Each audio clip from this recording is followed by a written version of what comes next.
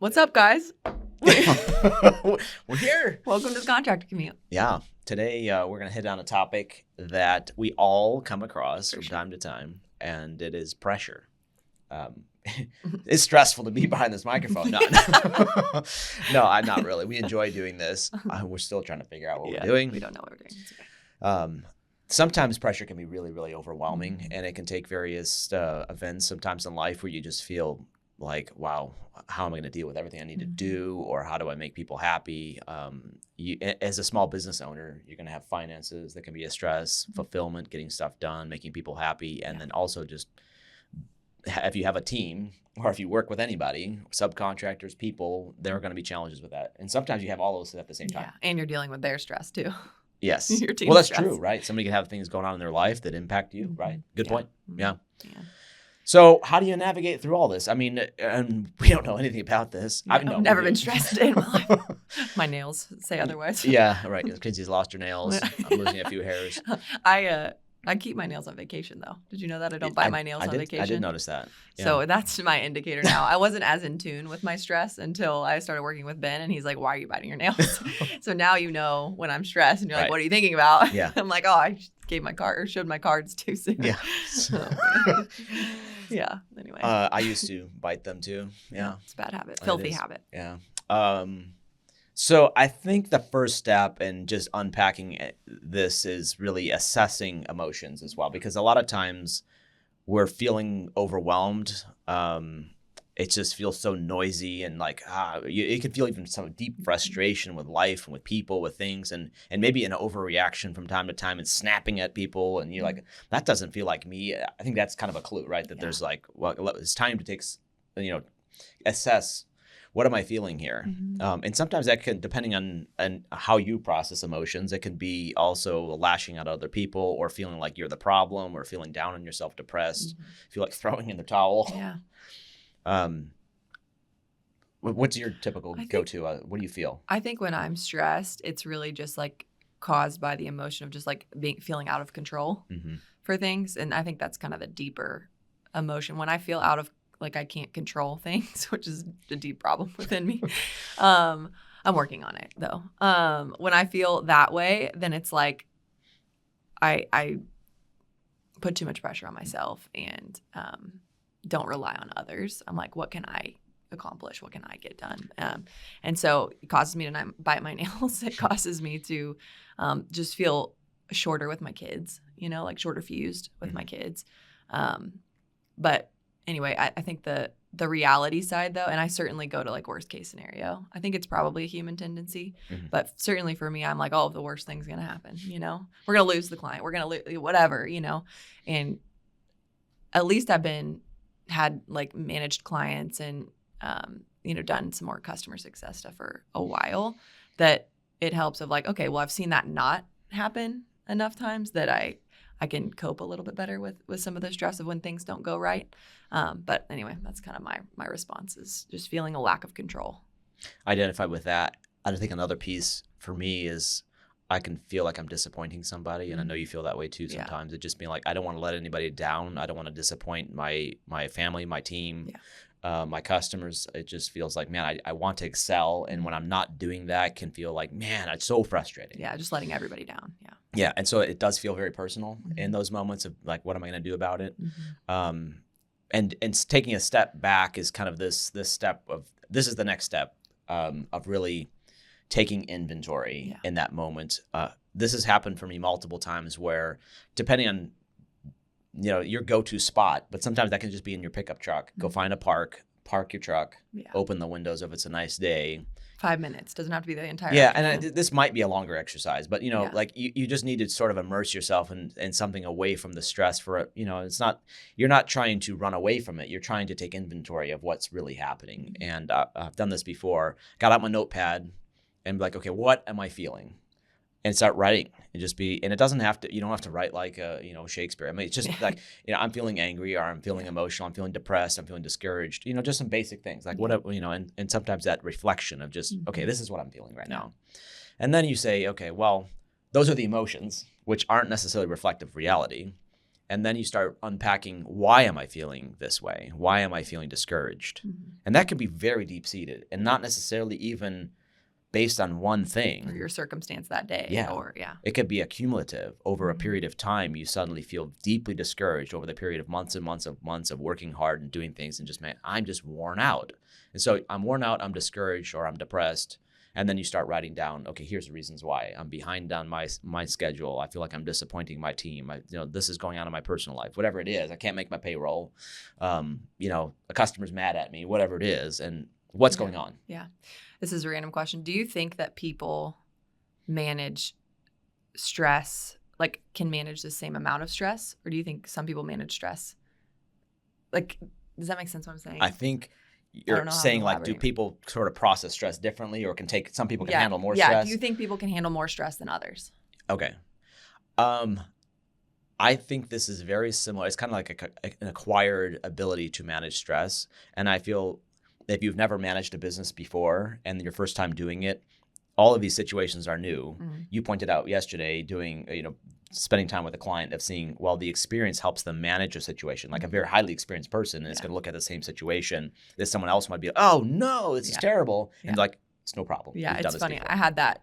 What you're speaking to, that experience was I was on a job with a customer of ours of just job site day. I was like just shadowing, following along, tagging along. And they went to a job site to check on some stain that they were doing on this exterior addition project. And I'm like, that looks great. But I didn't know what it was supposed to look like, obviously, because I wasn't lived into that part of the project. And we get there and she's like, that looks darker than I would have anticipated. And so she's like, well, just continue. The painters or stainers, they say, well, the homeowner came and looked at it. They said it looks great. And then about 3 hours later, our client, she gets a call from the homeowner.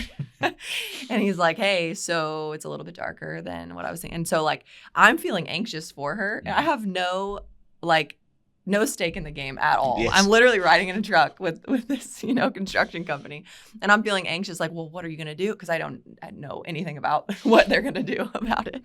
And it was just funny. And she was just like so cool. Mm-hmm. Like she was like, okay, yeah, I understand. Like we'll take care of it. And you want us to replace some of those beams, or do you want us to, just like managed it well, which helps the customer manage their emotions too. So anyway, I don't know. It's cool. My dad told me a time when, and I have my personal experiences too, but it's more fun to talk about something Yeah. else in this moment. Let's not talk about ourselves.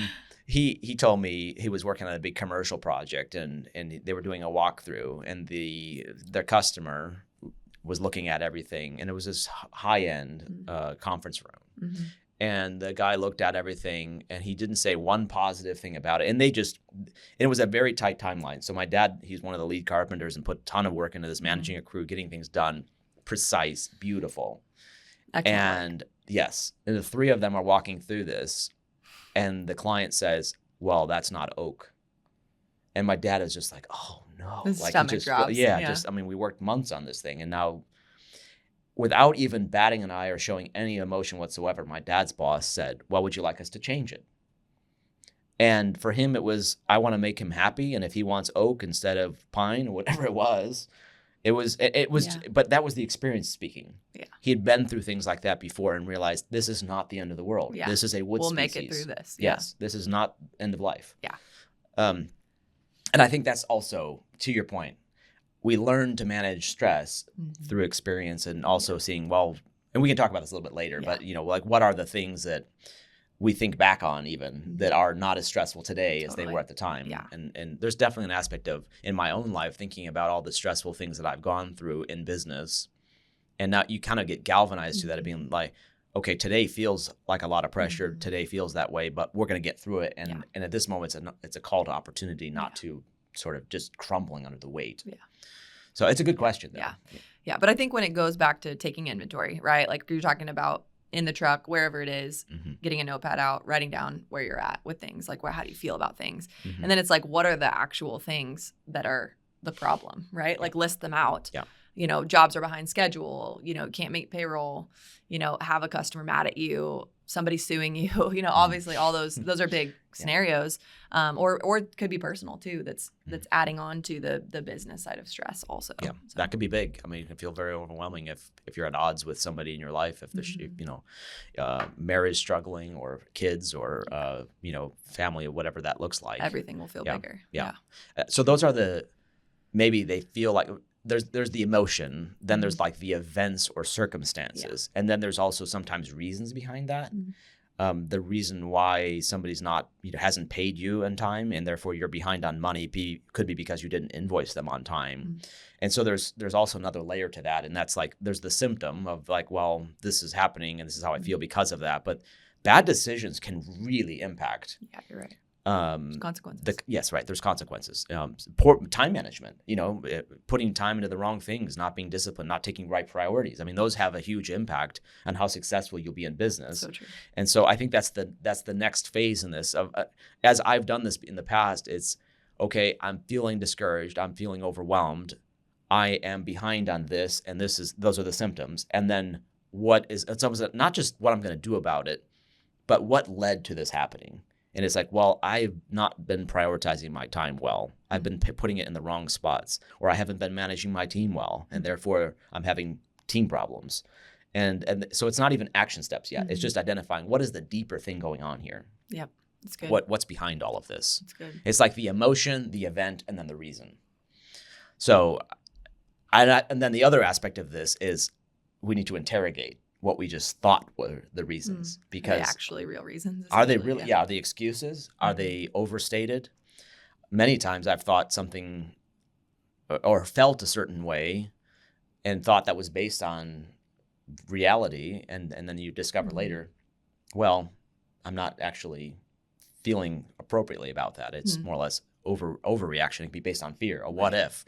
Yeah. Fear of the future. I think that's a huge thing of when you go to worst case scenario. Typically it's because you're afraid of what could happen. When people are talking about, the tendency of going to worst case scenario, it's very, very rare that the worst case scenario actually happens. And so just like taking inventory of that too, and being like, that feels bigger than what it could be. Like, I think the whole being like, is that actually realistically going to happen that poorly? Like what would the effect of the cause and effect be?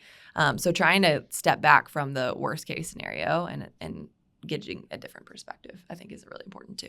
That's good. Yeah. One thing to call out here, guys, is sometimes you're going to feel this, what I call an oversized emotion to something, where something minor happens and then you have this very extreme emotional response to it. That could be anger or frustration or just snapping at somebody. Sometimes that is a clue to something deeper going on. And if that's routine, like if you're typically acting out in anger or frustration with people, I mean, you guys have been around people like that, and sometimes we can be that person. Yeah. It's a clue saying something's off. Yeah. And sometimes that can be indicative of, addiction going on. That could be an indication of like some trauma you haven't dealt with or something like that. And I'm not going to pretend to be a therapist, but sometimes there can be moments when you need somebody in your life to speak truth in your life. You need somebody in your life that can help address that. Yeah.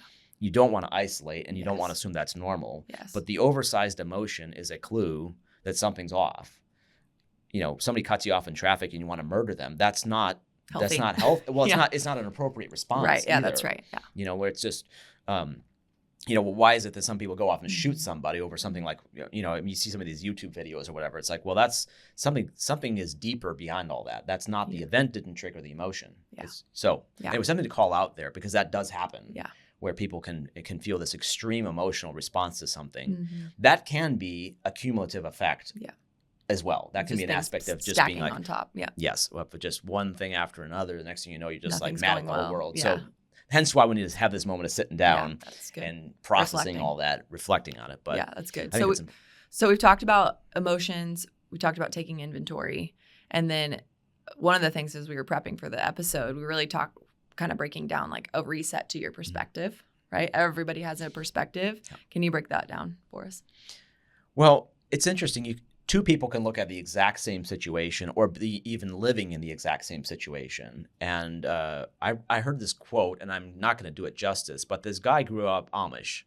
And he said, I could say I grew up in this repressive, backwards, and spoke of all the negative things about being Amish. Mm-hmm. You know, this disconnected community, you know, a cult kind of a thing. And they would have been maybe true. Right. Right? There's an aspect of that where could have he been wasn't true. he wasn't making things up. Yeah, yeah. You know, it was a reflection on what life was like growing up. And they said, or I could say I grew up in a hardworking, close-knit family where the disconnect from technology taught him things. Instead of being backwards, it was actually forwards, and he learned from it. It's good. The exact same perspective, or exact same situation, different perspective. It's really good.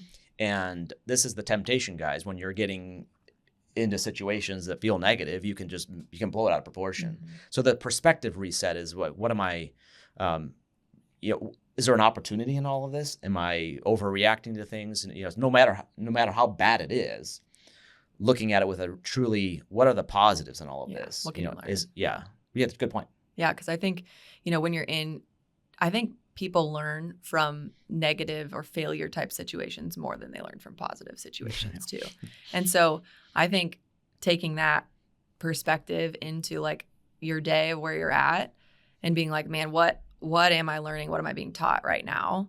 That's going to make me better tomorrow is a wonderful perspective, because maybe you can't see 2 months ahead or a year ahead or whatever. But I think taking that approach and just having that perspective when you have challenges that come up, I think will make you a better human, really, in any aspect of life. There's an old Mel Gibson movie where he has a daughter that him and his wife are estranged, separated. She's living with her mother, and essentially his daughter ends up on the street. Okay. And she ends up with, you know, drug dealers, and just, it's a movie. Yeah. But one of the scenes in that movie is she's so depressed by the circumstances around her. She's thinking she's worthless. Because everyone's telling her that. She's in a situation where she's being used. It is she's terrible. basically being prostituted. And she tells her dad, like, you know, I'm basically, you know, into drugs and everything else. And her dad said, you know, today might really suck, but tomorrow might be the best day of your life, and I want to see that you see it. And I think that it just, what I gleaned from that scene is that life can feel so miserable or even like over in a moment. But you think about 2 days later could be the most ecstatic and, you know, amazing thing happen to you. I mean, and we see this all the time. It's like a roller coaster. In our personal lives and the people we work with is, you know, people are like, oh my goodness, I'm discouraged, I'm depressed. You know, where are we going to find the money to pay the bills? And the next thing, they're just swimming in cash in the next job. I mean, the same person can just wild swing from one thing to the next. And we've experienced it too, high mountains and low valleys all in the same week. Yeah, it's true. Yeah, and you have to regulate that. You can't just be despondent because things aren't going your way in the moment. Yeah. No, that's good.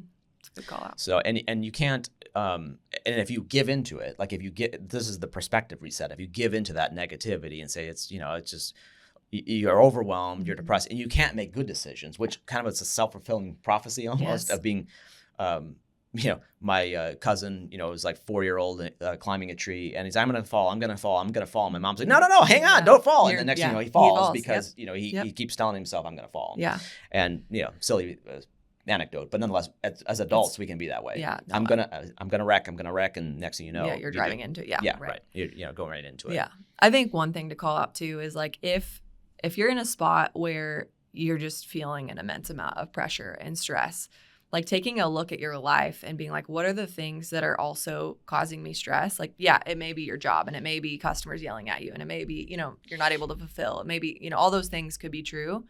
Then it's like, for me, I have to reflect on the moments I feel the most stressed. I'm like, well, how am I compensating for the stress of work outside of work, right? Am I watching the news? That's depressing. Yeah, very depressing, you know? Am I, you know, scrolling social media? Like, really, it's not rest for you. So it's like, if you're feeling so stressed, I don't game, but like even people who game, I'm like, I feel very stressed when I game, actually. I'm like, somebody's going to shoot me right now. You know, if I play video games or whatever, it is not relaxing at all for me. Maybe it is for others. But gaming could be that scenario. You know, if you're caught up into conspiracies or just things outside of, if you're not managing that well, man, it's just going to pile on. Like kind of what we were talking about of just like always being up here and just like feeling like everything's piling on. And it's just like the worst life ever. You know, if you're watching and consuming, I guess, that kind of content and information all the time, and if you're, you know, trolling on social media or whatever, then it's going to be very, very hard for you to reset and kind of get back to a place of like balance, I guess. An organization I'm a part of, I was at a board meeting, and one of the board members was just talking about things are getting worse out there. I mean, it's going to get bad. And I just brought up a quote by C.S. Lewis. And this was back when he wrote this. There was during the initial phase of the atomic age. At that point, there's the fear of humanity ending because a nuclear weapon is detonated by, you know, us or the Soviets or both.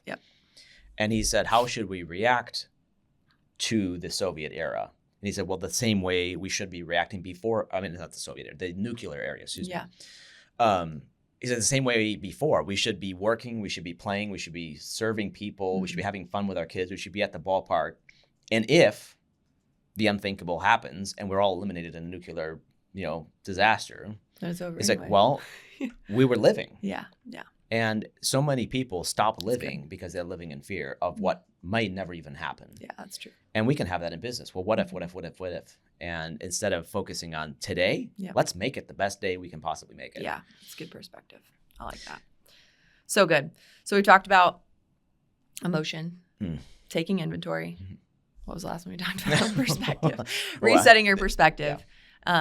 So now, like, let's talk about taking action. Like, what do I do? Okay, you guys have convinced me I am overwhelmed and I'm stressed right now. Now I'm even more stressed. Yeah, you guys stress me out even more. I'm all broken. I've got all these emotions that I've never talked about, you know, whatever. So take action. I mean, Stay calm. Where do we go? Yeah, where do we go from here? How do we mitigate, I guess? Yes. It's important to call out that if the pressure you're feeling in the moment is a result of poor choices or poor habits, personal habits. You know, this is if somebody loves to gamble and they're broke, well, that's a personal habit, you know, leading towards an end. If somebody's an alcoholic and, you know, like it's not, I mean, this has been struggle even in my own family of like my grandfather, like that was his personal story of alcoholism and then being, you know, getting out of that and like making the choices to get into AA and seek help. And like there's redemption and all of that. And I think, but nonetheless, those choices he was making in the moment of alcoholism precipitated a lot of stress and drama in his life. Or you know, they were the things that caused that. And anyway, I think that there's an aspect of, I mean, you talked about earlier of like consequences being important, like a essential part of learning. So there's an aspect of time management, money management, these types of addictions that can lead towards a feel of overwhelm and discouragement. And so I think that's something to just call out of being like, those are things that aren't going to be solved. Like in this podcast, we're talking about business things, but those are things that really can be the cause of the stress you're feeling. So get help. So if we respond correctly to pressure, that can be a very good thing. That's good. And then I think I think I can identify with this as well because I like making people happy. I don't want letting people down. That if I'm not doing that, if I'm not being my best self, I don't feel like socializing with people or hanging, you know, like it's almost like, I'm just worthless kind of a thing. You just feel down. Right. Kind of a thing. And I've learned over the years of how, but that's a lie. It's not true. And, you know, to not indulge in that feeling, but don't isolate yourself. You know, you need people around you, and we're all going to struggle, different areas. You know, like we don't all necessarily share the same universal struggles, but we all struggle. And so we're all human. We're all, you know, we should be supporting each other. So you need somebody in your life that can speak truth to you. And so don't isolate yourself. And I think this is an aspect of the action step here of being. If you're dealing with something in your life or in business specifically that's stressing you out, you need to be in beast mode solving it, not feeling the weight of stress keeping you from making action. Or paralyzing you essentially. It can feel paralyzing. And I've been there of just like, you know, if you have 500 things to do. And so and you realize you can't do 500 things, you do 0 instead. So here's what we do. What do you do? Let's step one, like we talked about earlier, write down the emotions, write down kind of the symptoms of those emotions, and then we write down the reasons behind them as the best we can understand them. Interrogate them and make sure, okay, I'm not just making stuff up here. And then you're making this list of action items. These are the things I need to do. And that list can get very long. Yes.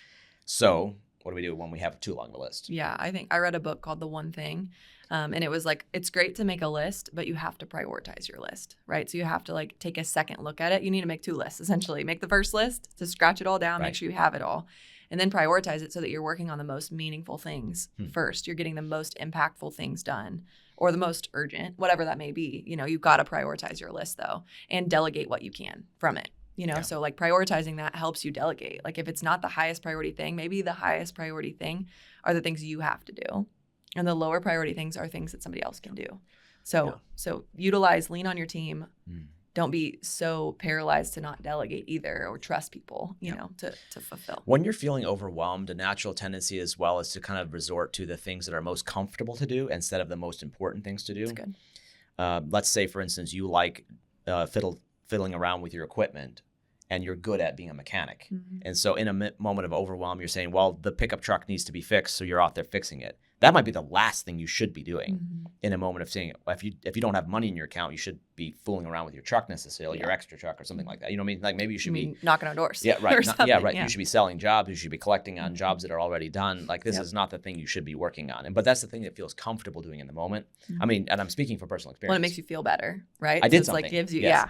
makes you feel I got something done. accomplished. Sweet. The truck Yes. is fixed. Yes. That's good. As opposed to being like, so sometimes leaning into those problems of like, I have a problem, and maybe you don't even have a good answer, but you start problem solving, like digging into it. Yeah. And I think that's the thing. The other thing is, I'm so bad, and I think I've improved probably in the time that I've known you, even of saying no to things that are good things in isolation, but together they're the wrong things. And so you're saying, somebody asks you, can you do this? Can you take this on? And personally and professionally, and then you're just like, I can't do it all. Yep. You're not Superman. Yeah. I challenged somebody that I'm really close with recently was expressing that. I was like, go say no to 5 things that you already said yes to. That seems radical. Yeah. But you've got to clear space to actually do the things that matter. And maybe they're not like, things that are huge, but you can say, hey, I told you I would be there at that meeting on Friday, and I can't be there. That kind of thing. Like you're freeing up time for the important things, the things that really matter. Yeah, but communicate them. Yeah, and we're so good at taking on small, there's a saying something like you can always get somebody to do something as long as it's far enough out on the calendar. Yeah. Like True. 3 months from now, everybody's available. That's true. Yeah. But you say yes to things, and then that time happens, and you're like, whoa, how are we going to get it all done? Yep. It's true. Yeah. It's true. So good. What final thoughts do you have? Yeah. Wrap it up for us. I think in my own life, thinking back of all the stressful things, and I know you guys are going to identify with this too. Think back 6 months ago. What were the urgent, stressful moments at the time? And are they stressful today? I mean, you might think about, well, that was a crazy thing, but nonetheless, they're entertaining stories. They're moments of like, wow, that was crazy. But somehow I'll we never pulled do that through. again or whatever. Yeah, right. Well, they're informative. I think back at all these situations in life that were learning moments, and I can look back at them and say, that was a very painful but great thing that happened. And but at the same time, how that informs today is we're going to get through it. Yeah. Tomorrow's a new day. Yeah. And we're going to do our very best today. You need to take action. Yeah. You can't just, feel snowed under and do nothing. Yeah. But nonetheless, today might really suck, but tomorrow could be the best day of your life. Yeah, that's right. And I'd say make a list, prioritize the list, and control the things that you can control. So thanks for listening, guys. Yeah. Hopefully this is helpful. And I think it's something that just never goes away. No matter how successful you are, there's always something going on and dealing with in the moment. Yeah. So good. We'll see you guys next time.